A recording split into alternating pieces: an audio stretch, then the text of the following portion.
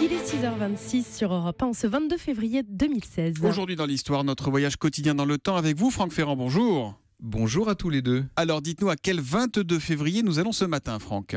Le 22 février 1877, Thomas, au Japon, le jour qui marque la fin des samouraïs, ces guerriers japonais aux armures magnifiques et au sens de l'honneur implacable. Dites-nous, pourquoi disparaissent-ils ces samouraïs? Parce qu'ils sont d'un autre âge.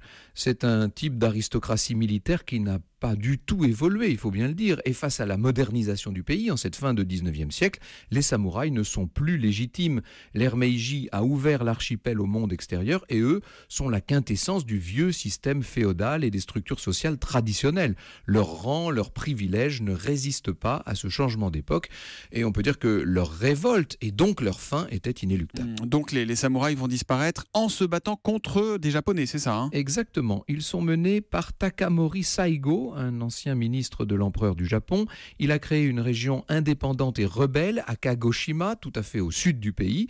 Évidemment, le gouvernement impérial ne peut pas laisser faire, c'est l'affrontement. Et ce 22 février 1877, donc, Saigo attaque avec ses samouraïs le château de Kumamoto, une ville de garnison de l'armée impériale. L'attaque commence bien pour les rebelles, mais après 2 jours d'assaut, le château continue de tenir ferme. Saigo a sous-estimé ses adversaires. Le siège va durer 2 mois et il s'achève par un repli des rebelles. Un repli, mais pas de baroud d'honneur, rien, ils ont disparu comme ça? Il y aura encore quelques batailles héroïques jusqu'en septembre, mais les samouraïs sont d'ores et déjà battus. L'ultime confrontation a lieu sur le mont Shiroyama.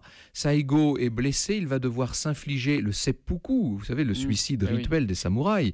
C'est cet épisode de rébellion qui a inspiré le film Le Dernier Samouraï avec Tom Cruise, mais enfin ça, c'est une autre histoire. Une autre et belle histoire. L'histoire qu'on retrouve avec vous tout à l'heure à 14h sur Europe 1, vous nous parlerez de quoi? Oui, pour revivre l'histoire poignante des 4 sergents de La Rochelle.